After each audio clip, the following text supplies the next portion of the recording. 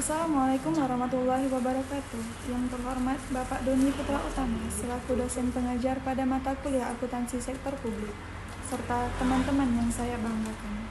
Puji syukur marilah kita sampaikan kepada Allah Subhanahu wa Ta'ala atas rahmat dan karunia-Nya yang telah diberikan kepada kita berupa kesehatan. Dan tak lupa pula salawat serta salam semoga tetap tercurahkan kepada baginda Rasulullah Shallallahu Alaihi Wasallam. Perkenalkan, saya Yuriska Agustina selaku moderator sekaligus pemateri 1. Pada kesempatan kali ini, kami akan menyampaikan materi tentang sistem akuntansi pemerintah pusat dan otonomi daerah dan pertimbangan keuangan pusat dan daerah. Dasar Hukum 1 Undang-Undang Nomor 17 Tahun 2003 tentang Keuangan Negara. 2. Undang-Undang Nomor 1 Tahun 2004 tentang Perbendaharaan Negara. 3. PMK Nomor 171/PMK 05/2007 tentang Sistem Akuntansi dan Pelaporan Keuangan Pemerintah Pusat.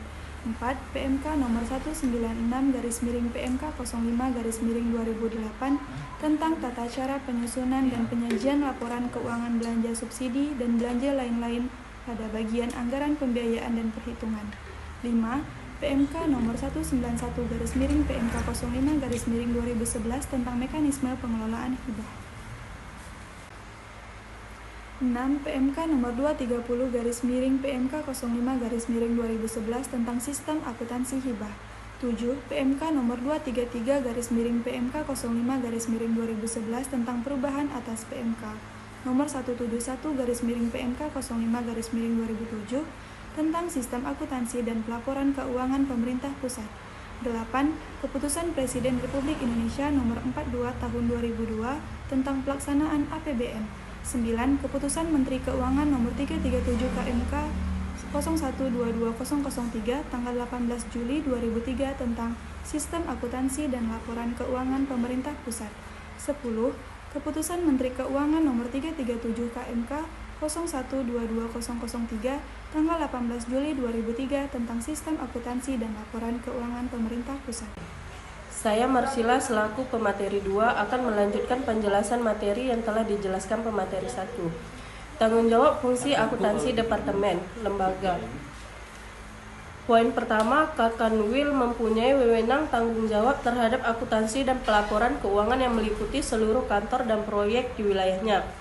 Poin kedua, Sekjen, Dirjen, dan unit eselon 1 lainnya mempunyai wewenang tanggung jawab terhadap seluruh kantor dan proyek di bawah kendalinya.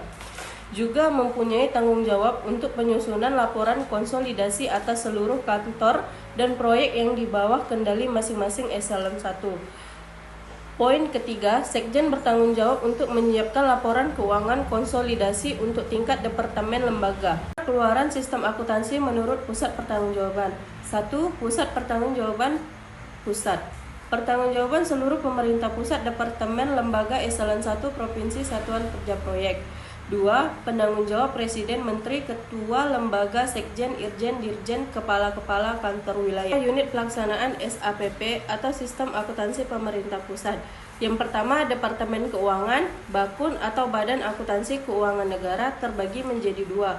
Pusat Kantor Akuntansi Regional dan Kantor Akuntansi Khusus. Yang kedua, Departemen Lembaga Unit Akuntansi, Kantor Pusat Instansi atau UAKPI, Unit Akuntansi Eselon 1 atau UAE1, dan Unit Akuntansi Wilayah UAW.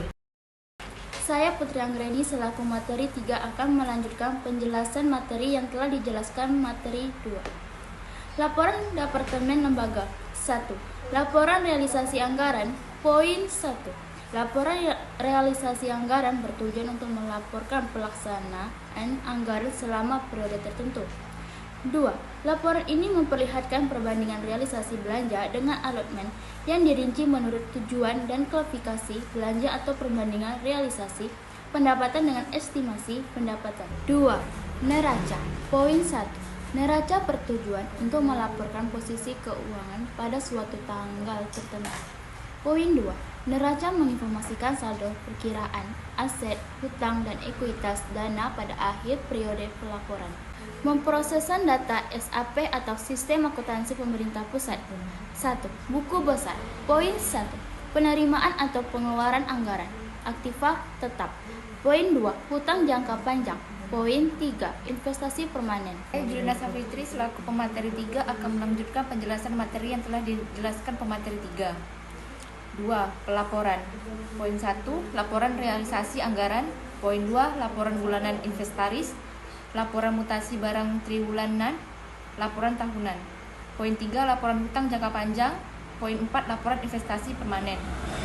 3. Pelaksanaan penyusunan neraca departemen atau lembaga. Waktu penyampaian laporan realisasi anggaran dan neraca selambat-lambatnya disampaikan ke Bakun pada akhir bulan Maret tahun berikutnya.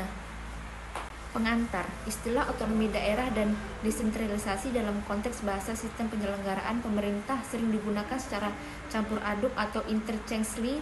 Kedua istilah tersebut secara akademik bisa dibedakan, namun secara praktik dalam penyelenggaraan pemerintah tidak dapat dipisahkan. Karena itu tidak mungkin masalah otonomi daerah dibahas tanpa bersandingan dengan konsep desentralisasi. Dan saya Syekh Soroni selaku pemateri 5 akan melanjutkan penjelasan materi yang telah dijelaskan pemateri 4. Pendelegasian kewenangan. Pada prinsipnya, kebijakan otonomi daerah dilakukan dengan mendesentralisasikan kewenangan-kewenangan yang selama ini tersentralisasi di tangan pemerintah pusat. Dalam proses desentralisasi itu, kekuasaan pemerintah pusat dialihkan dari tingkat pusat ke pemerintahan daerah sebagaimana mestinya, sehingga terwujud penggeseran kekuasaan dari pusat ke daerah, kabupaten, dan kota di seluruh Indonesia. Jika dalam kondisi semula arus kekuasaan pemerintahan bergerak dari daerah ke tingkat pusat, maka dinidelkan bahwa sejak diterapkannya kebijakan otonomi daerah itu, arus dinamika kekuasaan akan bergerak sebaliknya, yaitu dari pusat ke daerah.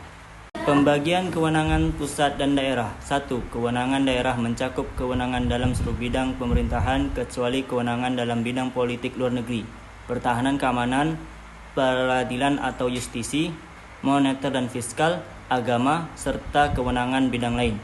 2. Kewenangan bidang lain tersebut meliputi kebijakan tentang perencanaan nasional dan pengendalian pembagian nasional secara makro, dana perimbangan keuangan, sistem administrasi negara, dan lembaga perekonomian negara, pembinaan dan pemberdayaan sumber daya manusia, pendayagunaan sumber daya alam serta teknologi tinggi yang strategis, konservasi dan standarisasi nasional.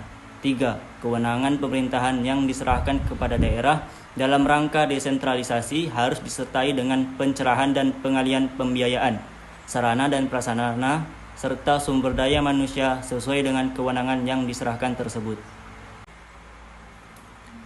Kesiapan daerah untuk otonomi. Pelaksanaan otonomi daerah yang seharusnya membawa perubahan positif bagi daerah otonom ternyata juga dapat membuat daerah otonom tersebut menjadi lebih terpuruk akibat adanya berbagai penyelewengan yang dilakukan oleh aparat pelaksana otonomi daerah tersebut. Penerapan otonomi daerah yang efektif memiliki beberapa syarat yang sekaligus merupakan faktor yang sangat berpengaruh bagi keberhasilan otonomi daerah, yaitu 1. Manusia selaku pelaksana dari otonomi daerah harus merupakan manusia yang berkualitas. 2. Keuangan sebagai sumber biaya dalam pelaksanaan otonomi daerah harus tersedia dengan cukup. 3. Sarana dan peralatan harus tersedia dengan cukup dan memadai. 4. Organisasi dan manajemen harus baik. Faktor yang paling penting karena berfungsi sebagai subjek di mana faktor yang lain bergantung pada faktor manusia ini. Oleh karena itu, sangat penting sekali untuk meningkatkan kualitas sumber daya manusia karena inilah kunci penentu dari berhasil tidaknya pelaksanaan otonomi daerah. Selain itu, untuk mengoptimalkan pelaksanaan otonomi daerah harus ditempuh berbagai cara seperti 1. Memperketat mekanisme pengawasan kepada kepala daerah. 2. Memperketat pengawasan terhadap Dewan Perwakilan Rakyat Daerah. 3. Dewan Perwakilan Rakyat Daerah wajib menyusun kode etik. Sekian dari presentasi kami, semoga apa yang kami sampaikan dapat bermanfaat untuk kita semua. Saya akhiri, wassalamualaikum warahmatullahi wabarakatuh.